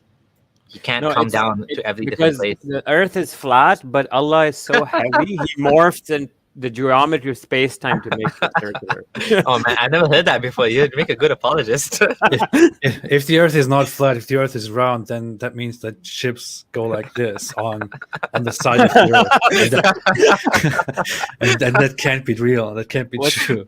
I was actually shocked that the founder of the Bareli school of thought, Imam Ahmad Reza Khan, wrote a book where like he had like 100 points where he had graphs and like diagrams, force diagrams, equations trying to disprove that the Earth is flat. And like his logic was, if it was circular, the water would spin off the sides. And I'm like, but yeah, anyways. So yeah, back to the slides. Okay, so next one. Oh yeah, so this one always got me like, this is just bizarre. Like a tree whose fruits are like the heads of Satan. And Muhammad mentioned this but a few times in the Quran, and he says, indeed, there's a tree issuing from the bottom of the hellfire. Its emerging fruit is as its heads of the devils, and they will eat from it and fill their bellies. Now, I don't understand, how does a tree keep growing in this immense heat and not burn? What is it made out of?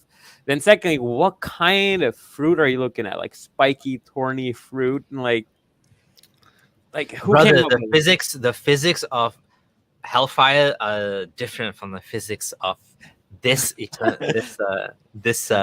of existence. As Sheikh Maulana Yasser Al-Qadi put it, it is supra-rational.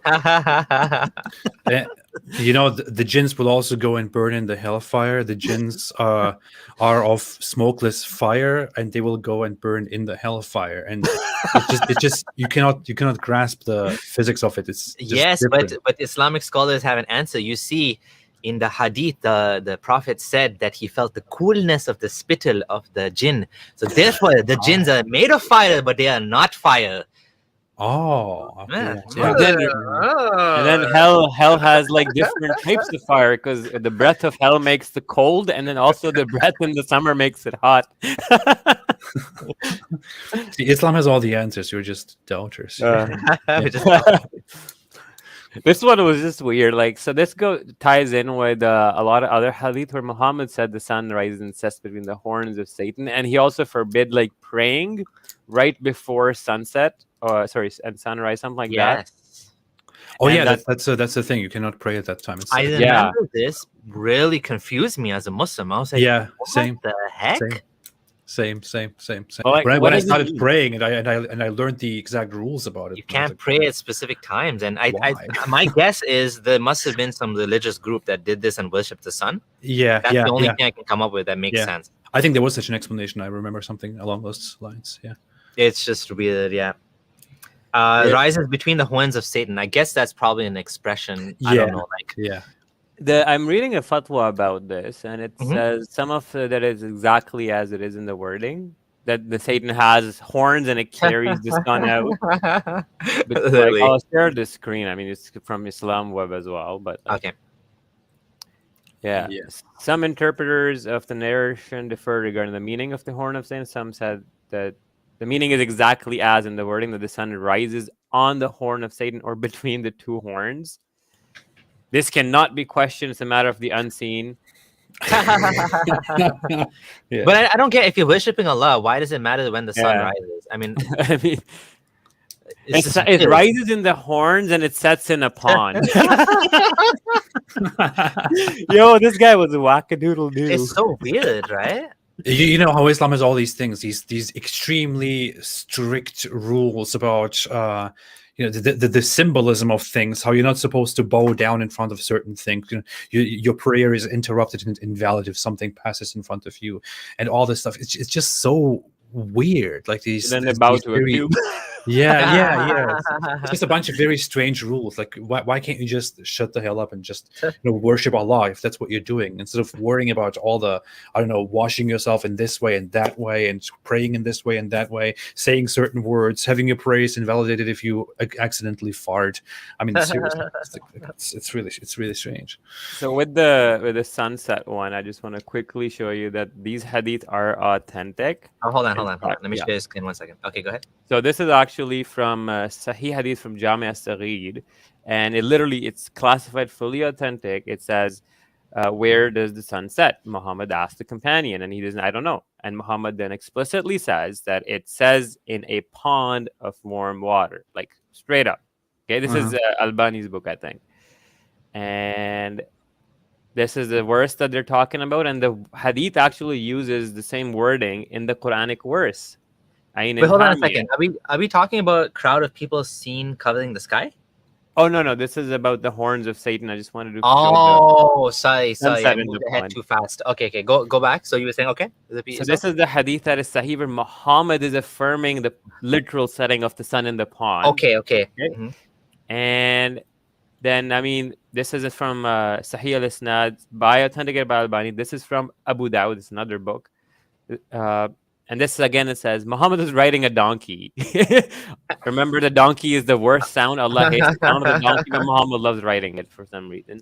He asks his buddy, where does the sun set? Do you know? And the guy's like, I don't know. Allah knows best, and his prophet. And Muhammad said, it sets in a spring of warm water.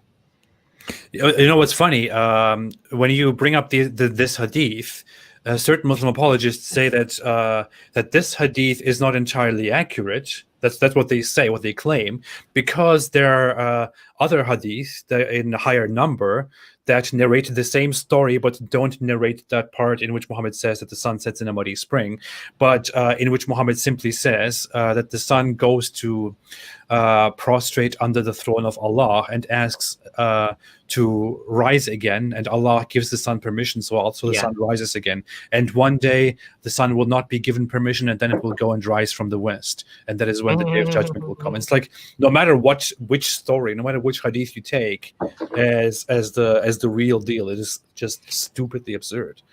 So this one, Yep. here, he's kind of merged all of them together. So he's starting like in the Urdu translation I can read. He says that the sun goes into the pond and then it goes under the throne to prostrate to Allah, and then ask if it can come out again. So again, this is, like this just gives more and more confluence to the idea that Muhammad had no clue about anything. Like Allah has no clue about anything, because it's not just a hadith, it's the Quran as well is using the same language that is alluded to in the hadith. The hadith goes into more detail. If you want to throw out the hadith, okay, throw out the hadith, but then you still have the problems in the Quran, right? You know what I mean? Like the problems in the Quran, all the statements in the Quran are very geocentric. It's very much a model of a flat earth, with the sun going in a circle around it. You know what I'm saying? Allah coming down to the lowest heaven is in the hadith as well. But you would have to probably throw out all of these hadith in the modern world, because it's just like that's the only way to save the Quran now, right? Because the Quran is a little bit more vague and you can kind of reinterpret it. But for those of us who actually care about what Sunni Islam is teaching, this adds more confluence to a very flawed cosmology coming from the creator of the universe, right? Like we expect better from the creator of the universe. That, I had this guy in Hizb ut-Tahrir actually tell me, this guy that was debating with me when I left Islam, it wasn't Allah's goal to correct the flawed science of the 7th century. So he just let it be misunderstood. Like he added to the problems by speaking in the flawed language. Like, at what point do you want to just admit that this is wrong? You know what I mean? It's like, no, he was just trolling them. Like, what? Like,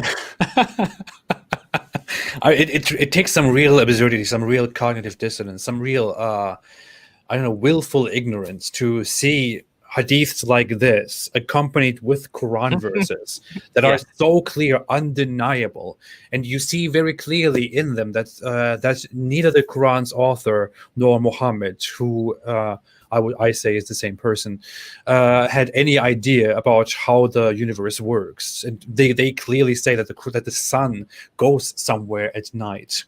If you look at those hadiths, I mean, it should be a rule that if Muhammad asks a question, hey, do you know how this and this works? And then the other person says, Allah and His Messenger know best. Then you are to expect something very dumb after that, because then Muhammad starts making up some very stupid stuff. It's so funny. He exposed himself by doing this. It's like he wants to be smart. Hey guys, you want to know what happens when this and this?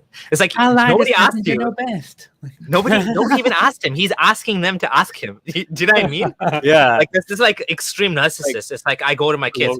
Hey guys, you want to know about this? Like, okay, with the kids it's more understandable. But this guy was just like making up stuff as he's going along. He wants to be like the smart, and of course they preserved it. Thanks to them. There is the other story. There is this thing. He goes to his crowd, to his Muslims. No, they're sitting somewhere, and then they see a shooting star, a meteor, and then he's like, "Hey guys, do you know what this means?" And they're like, "No, Allah and His Messenger know best." Like, well, let me tell you. What this is the jinns, the jinns, the beings made of fire. Well, they go up sometimes. They try to go up there to the high assembly of Allah, and they try to listen to the high assembly of Allah and try to snatch some secret information which nobody knows. And sometimes they actually manage to snatch secret information from Allah's high assembly, and then Allah's angels notice those jinns, and what they do is they immediately take those fireballs, those missiles, and throw them at those jinns, and those missiles chase those jinns and destroy them. And that's what happens when you see those shooting stars. Yeah, that's what happens, guys. And they're like, "Oh wow, thank you for enlightening us." I found the hadith he just talked about. Yeah. Oh yeah. Oh, you found the same one? Yeah. Exactly the same one. Yeah. He's gloating, like, look at that star. Let's read this. Who wants to read this? I think I'll let Apostate Prophet read it. Oh, okay. Can you see it? Is it big enough? Yeah. Zoom in a little bit more. Okay. So this is narrated by Ibn Abbas, a very valuable person.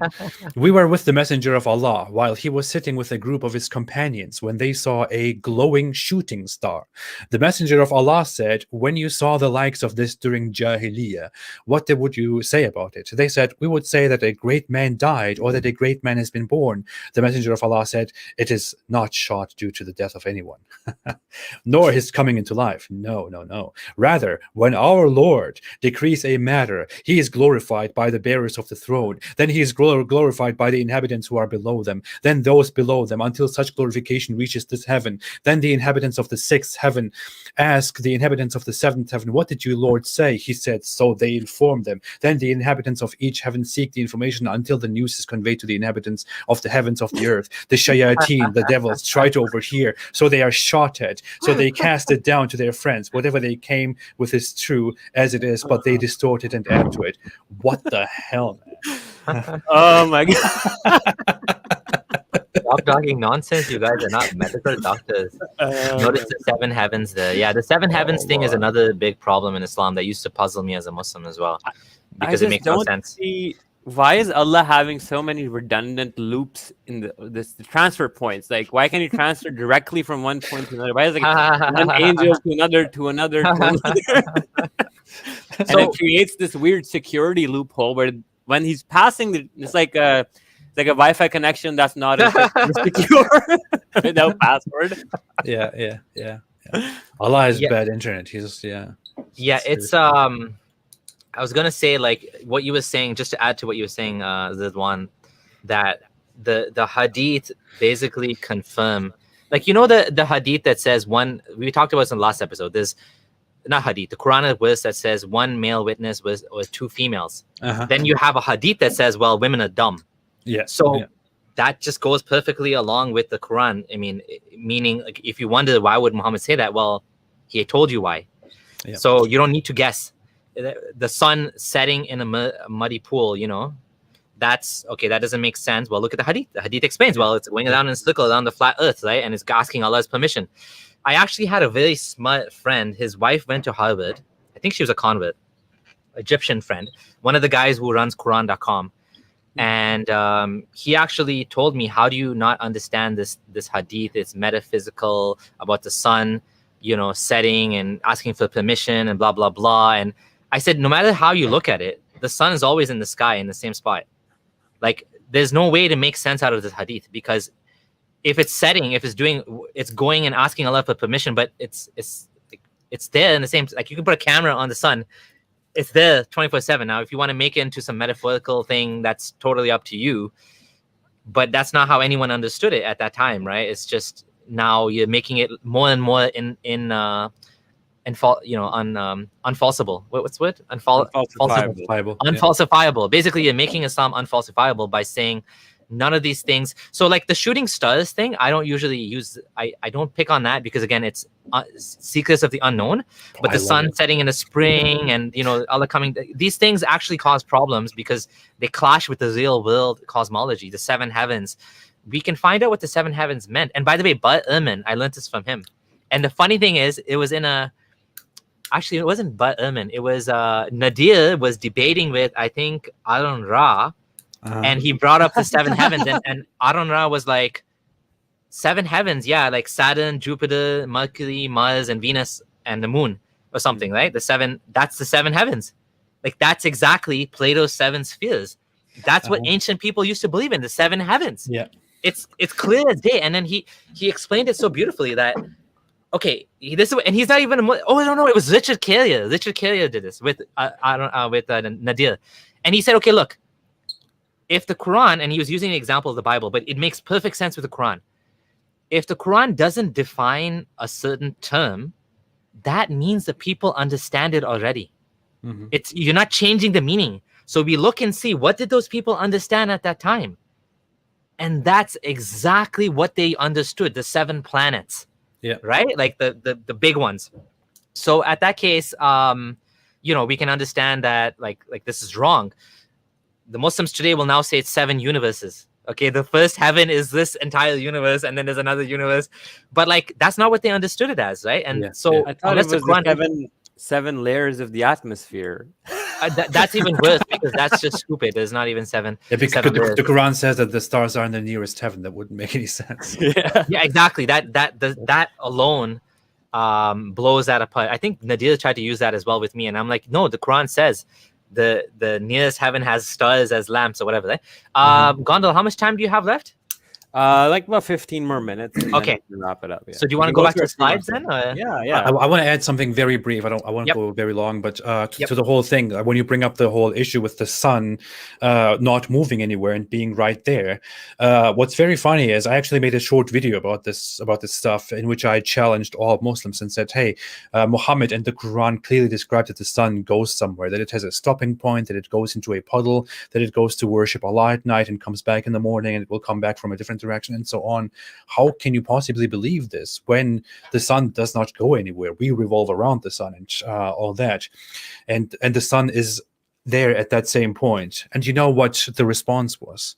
One Muslim apologist made a response and said, ha ha ha ha ha, so dumb, the sun is not static, the sun actually moves around the galaxy. Yeah. And then they all forgot everything that we said and said, ha ha ha, look, so ignorant, the sun actually moves around the galaxy, ha, case closed. And this is how it works. That response is comical to me because they're talking about a 300 million year orbit around the Milky Way galaxy, around the super black hole that we have. How is that related? How's that relevant to humanity? Yeah. I mean, it's a joke, right? To actually say that's what the Quran's talking about. Yeah. Clearly, everybody thought the Quran's talking about the sun and the moon. Yeah. The orbit of the sun and the moon, right? Like everybody, it's so obvious, right? And obviously that's what Muhammad thought. Now, of course, you can try to retwist it or whatever, but reinterpret it in a different way. But it's not a plausible interpretation because it's just like completely out of place to anything, right? Yeah. And then it always talks about sun and moon. Yeah, like there's no way sun and moon chase each other. They cannot catch up to each other. They follow each other. That's what the Quran repeatedly says. Yep. Okay, so this was weird. I didn't really get this, right? So what's going on here, Gondal? All right, let me just pull that up on my side. So I feel like what's going on here is that Muhammad was just standing there, and he then told people that one day I was just chilling, and I looked up, and there were some nations were displayed before me in the sky. A prophet would pass in front of me with one man, and another with two men, and then another with a group of people, and then another with nobody with him. Then I saw a great crowd covering the horizon, and I wished that these were my followers. But it was said to me, this is Moses and his followers. Then it was said to me, look, and I looked, and I saw a big gathering with a large number of people covering the horizon. It was said, look this way and that way. So I saw a big crowd covering the horizon. Then it was said to me, these are your followers, and among them are 70,000 who will enter paradise without being questioned. Then the people dispersed, and the prophet did not tell who those 70,000 were. Companions started talking about them. As regards us, we were born, heathenism. But yeah, anyways, they're confused. Oh my God, am I going to be the one that's amongst the lucky 70K? You know, the cool, yeah, Islamic. But like, this is just weird where this guy just standing there, and then it's just it's like, you know, he did some shrooms and he's just standing looking at the sky and he's seeing these images, or I don't know. It's weird to imagine that. Yeah, like this is like a holographic show in the sky that, you know, only Muhammad can see, and 70,000 people worth. Yeah, that's weird, right? I genuinely believe that Muhammad had some mental problems. Oh yeah, I don't think that he was just an evil guy who made everything up. I think that he had some genuine mental problems, which encouraged him to make up things. Yep. Yeah. Jihadi cave. So this is interesting, and this happened a few times when Allah's messenger returned on the day of Khandaq, the trench battle. He put down his arms and took a bath. So Muhammad's like, all right, our battle's over. Let's all go clean up, you know. Then Gabriel, whose head was covered with dust, came to him saying, you have put down your arms? By Allah, I have not put down my arms yet. Allah's messenger said, where to now? Then Gabriel said, this way, pointing towards the Jews.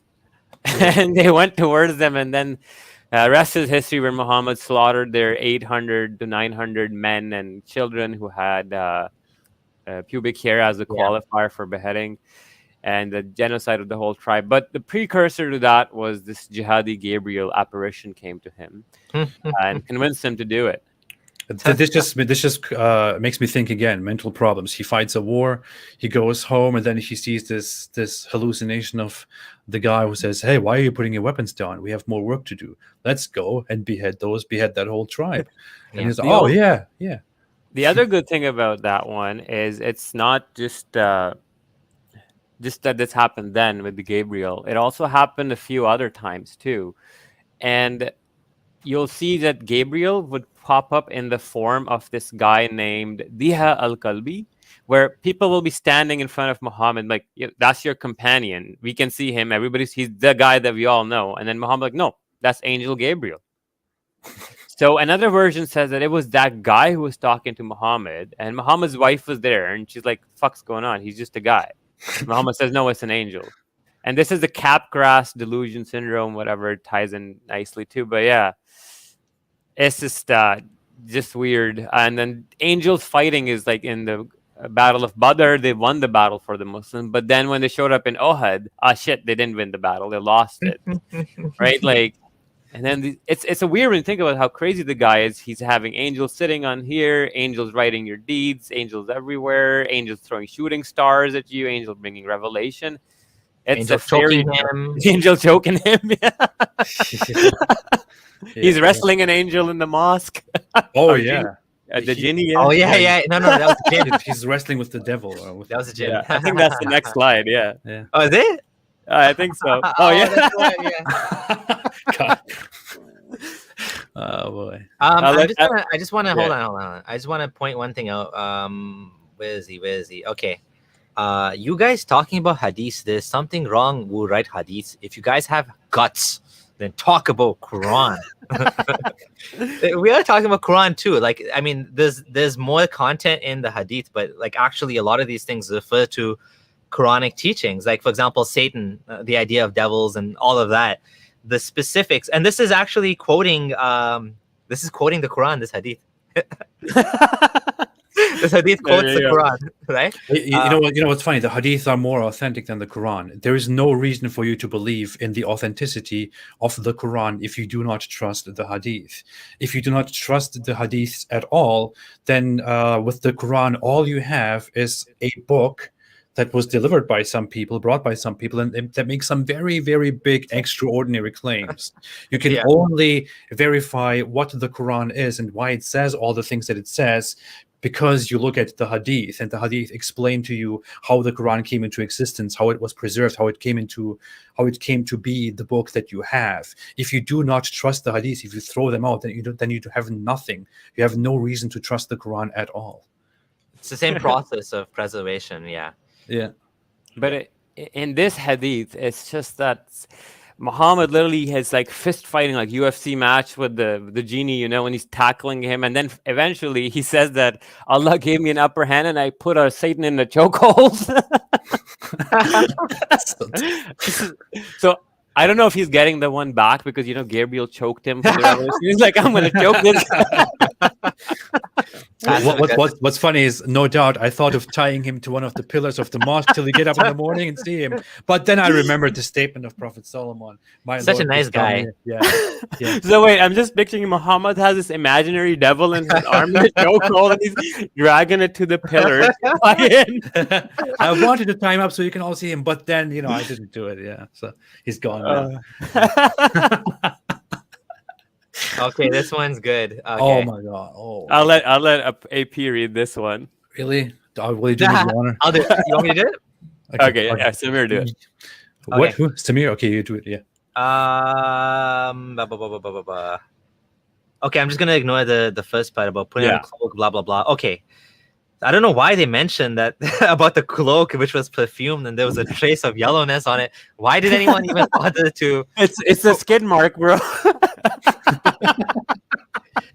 So there was okay, whatever. I don't care about your cloak, man. It has yellowness on it. Whatever. He said to the prophet, holy prophet, what do you command me to do during my umrah? It was at this juncture that the revelation came to the messenger of Allah, and he was covered with a cloth, I guess the one with yellowness on it. And Allah said, would that I see revelation coming to the messenger of Allah. Hazrat Omar said, would it please you to see the messenger of Allah receiving the revelations? Omar lifted, so he was under the cloth. They lifted the cloth. Hey guys, you want to see this? Big show, come and see the prophet getting revelation extra. Okay. Oh, look, there he is, eh? And Omar lifted the coin of the cloth, and I looked at him, and he was emitting a sound of snorting. He, the narrator, said, I thought it was the sound of a camel. When he was relieved of this, when he stopped snorting, he said, where is he who asked about Umrah? So the prophet's done snorting like a camel, under his cloth. The person came, the prophet said, wash out the trace of yellowness. Oh yeah, wash off the perfume or whatever, and then do your Umrah. I think this is a case of where a guy just kind of like had a moist fart and he had So there's an interesting story to this. Abdullah Gondal and I were in a Facebook group called Speaker's Corner. It's called Speaker's Corner, and Gondal shared this hadith, and they kicked us out of the group because he shared a hadith about Muhammad snorting like a camel. Okay, like we didn't make up the hadith. It's embarrassing. Okay, Muslims might be embarrassed by that, but that's what he was doing. He was like, spit was coming out of his mouth and snorting like a camel. Like, yeah. Wait. So the hadith say that Muhammad was receiving revelations from Allah, and while he was doing that, he was making very strange noises, like snorting like a camel. And you brought this up to Muslims in a discussion, and they kicked you out. Yeah. They got mad. And it's called Speaker's Corner. It's a debate group. I don't even know how I ended up in that group. I think one of them added us or something. I don't remember. I don't know. Anyways. It's so ridiculous. It is ridiculous, right?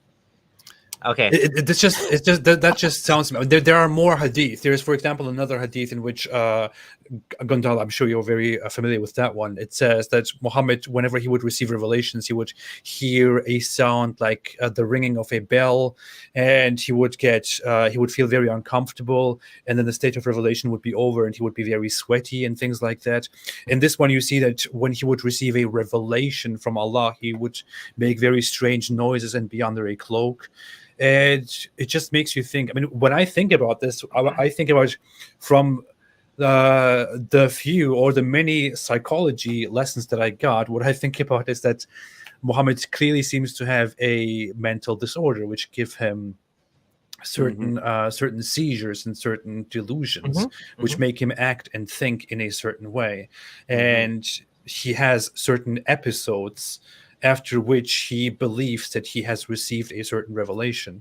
And maybe the whole idea that he is getting revelations from Allah because of his mental disorder made him actually believe or reinforced his idea that he is a prophet, and he started making up more of those revelations while also receiving these episodes, while receiving these seizures and these hallucinations. It simply looks like a bad mental problem. I mean, why is this how Muhammad receives revelations? If Muhammad is the messenger of Allah, why is this how Allah sends revelations to Muhammad? Why are seizures, noises, the way in which Allah sends revelations to his holy messenger? It's very absurd. And so we're gonna wrap it up on that, and it's been a great show. Abdullah Gondal, any final words from you? Speaking of finishing off where AP left off at the whole mental health thing, I personally do believe that the best explanation for Muhammad is temporal epilepsy with a damage or focal origin on the left side of his brain, because we see constantly that his face would turn to the right again and again when he'd get revelation. And then he'd go like this and then something like this, and he'd move his lips while he's completely blanked out. I'm making something special on this thing, but I would say, that's probably one of the most powerful explanations. And when you do survey the evidence, it becomes crystal clear that if we cannot pinpoint exactly what it was, at least we can know with 100% surety that something of neurological origin was happening in his brain that caused all of this.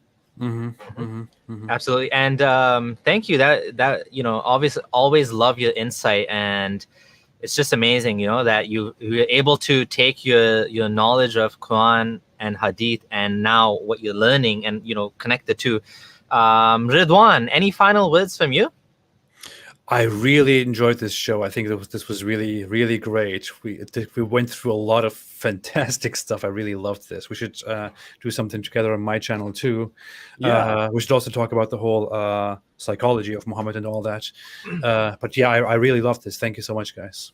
Yeah, it was a pleasure. Honestly, we definitely vibed. This was like, I know we had a bunch of slides and we never got through them, but it was just like we had a thing going on where we were talking, things just were connecting. We have a lot of things in common that, to discuss, and a lot of overlap in, some of the things that we've been debating and discussing with Muslim apologists and stuff. So it was great. We definitely vibed. Yeah, let's do this again. Let's definitely do this again. And very specific topics we can come up with and talk about.